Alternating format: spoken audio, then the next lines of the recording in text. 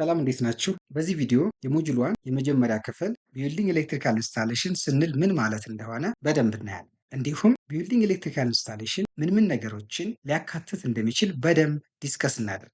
ፕሊስ ቪዲዮውን ከመጀመራችሁ በፊት ይሄን የዩቲዩብ ቻናል ሰብስክራይብ ካላደረጋችሁ ሰብስክራይብ በማድረግ እንድታገዙኝ ስል በአክብሮት ጠይቃለሁ። ቢልዲንግ ኤሌክትሪካል ኢንስታሌሽን ስንል ምን ማለት ነው? ቢልዲንግ ኤሌክትሪካል ኢንስታሌሽን የምንለው በአንድ ህንፃ ውስጥ ያለ አጠቃላይ ኤሌክትሪካል ሲስተም እንዲሁም ኮሚኒኬሽን ሲስተም ይኖረዋል። ኮሚኒኬሽን ሲስተም የምንላቸው የቴሌኮም፣ የዳታ፣ የካሜራ ኮሚኒኬሽን ሲስተሞች ሊሆኑ ይችላሉ። ስለዚህ ኮሚኒኬሽን ሲስተም አንዱ ሜን ፓርት ነው። የት ቢልዲንግ ኤሌክትሪካል ኢንስታሌሽን ዲዛይን ተደርጎ ወደ መሬት ሲወርድ ይሄ አንዱ አስፈላጊ ፓርት ነው ማለት ነው። ይህን ህንፃ ስናየው የተለያዩ ሩሞች አሉት። እዚህ እያንዳንዱ ሩም ውስጥ ኤሌክትሪካል ሲስተም አለ። ኤሌክትሪካል ሳፕላየር ሲስተሞች አሉ። ምክንያቱም እያንዳንዱ ሩም የራሱ ፋንክሽን ስላለው ማለት ነው። ስለዚህ ቢልዲንግ ኤሌክትሪካል ኢንስታሌሽን የምንለው ዋና ዋና የሚይዛቸው መጀመሪያ ሳፕላየሮች ያስፈልጉታል። ፓወር ሳፕላየር ወይም ደግሞ ኃይል የሚያቀርብ ወደ ህንፃው ኃይል የሚያቀርብ የኢትዮጵያ ኤሌክትሪክ አገልግሎት ሊሆን ይችላል፣ ሶላር ሲስተም ሊሆን ይችላል፣ ጄኔሬተር ሊሆን ይችላል። ፓወር ሳፕላየር ያስፈልጋል። ከፓወር ሳፕላየር ቀጥሎ ዲስትሪቢዩሽን ሲስተሞች ያስፈልጉን። ቀጥታ ከፓወር ሳፕላየሩ የመጣው ፓወር ዲስትሪቢዩሽን ሲስተም ውስጥ ወይም ኢነርጂ ሜትር ውስጥ ከገባ በኋላ ነው ወደ ቤታችን ሊሰራጭ የሚችለው ማለት ነው።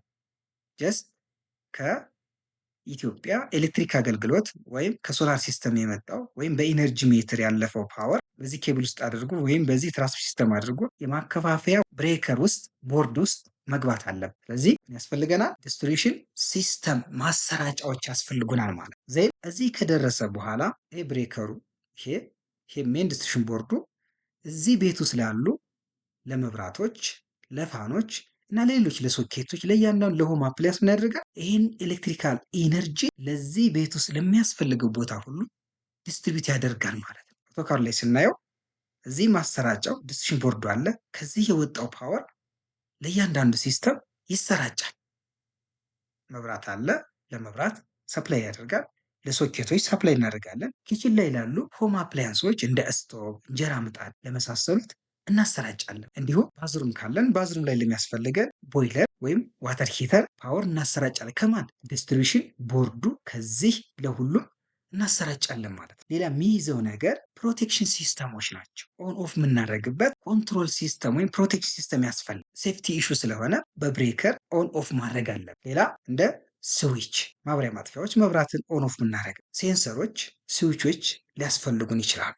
ስለዚህ አንድ ቢልዲንግ ኢንስታሌሽን ስንል የሚይዛቸው ዋና ዋና ነገሮች ፓወር ሳፕላየር ያስፈልገናል። ዜን ማከፋፈያዎች ያስፈልጉናል። ከኃይል ከሚሰጠው አካል ኃይል ከተቀበልን በኋላ ማከፋፈያ ያስፈልጋል። ለእያንዳንዱ ቤታችን ውስጥ ላለው ለመብራቱ፣ ለሶኬቱ ለእያንዳንዱ ለመስጠት። ዜን ፋይናል ሰርኪዩቶች እነዚህ እያንዳንዱ የመብራት፣ የሶኬት፣ የስቶቭ፣ የእንጀራ ምጣድ በየቦታቸው በስርዓቱ መቀመጥ አለባቸው ማለት። ዜን ፕሮቴክሽን ሲስተም እና ኮንትሮል ዲቫይሶች ያስፈልጉናል። እነዚህን አጠቃላይ ኮምባይን አድርጎ የያዘ ሲስተም ቢልዲንግ ኤሌክትሪካል ኢንስታሌሽን እንለዋል። ስለዚህ ቢልዲንግ ኤሌክትሪካል ኢንስታሌሽን ዲዛይን ሲደረግ ኮንሲደር መደረግ ያለባቸው ሜን ፋክተሮች፣ አንደኛ ሴፍቲ ፈርስት፣ ደህንነቱ የተጠበቀ ኤሌክትሪካል ሲስተም ነው መሰራት ያለ። እነዚህ ኮንዲቶች በቤታችን ውስጥ ራን ሲያደርጉ በፍሎሩ፣ በግድግዳው፣ በእያንዳንዱ ቦታ ላይ ኪችን ላይ ለሚገኙ ሆም አፕላያንሶች ለስቶቭ፣ ለእንጀራ ምጣድ፣ ለሌሎችም ለዋተር ሂተሮች ወይም ቦይለሮች ፓወር ስናቀርብ ፕሮቴክሽን ሲስተሙ በቦታው አላይን ሆኖ በስርዓት መቀመጥ ወይም ዲዛይን መደረግ እና ኢንስታል መደረግ አለበት።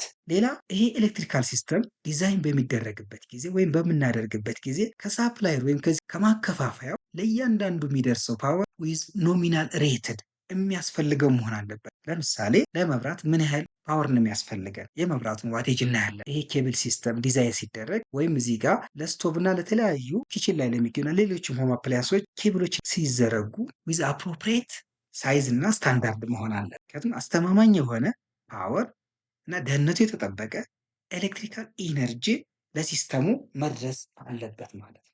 ስለዚህ ቢልዲንግ ኤሌክትሪካል ኢንስታሌሽን ስንሰራ እነዚህን ሜን ፋክተሮች ኮንሲደር ማድረግ አለብን። ከዚህ ቪዲዮ ጠቃሚ ነገር ካገኛችሁበት ቪዲዮን ላይክ ማድረግ እንዳይረሳ፣ እንዲሁም ቻናላችንን ሰብስክራይብ ቢያደርጉ በተከታታይ የምንለቃቸውን ቪዲዮዎች በቀላሉ ማግኘት ይችላል። ፕሊዝ አስተያየታችሁን ጻፉ። ታንክ ዩ ቬሪ ማች ፎር ዮር ዋች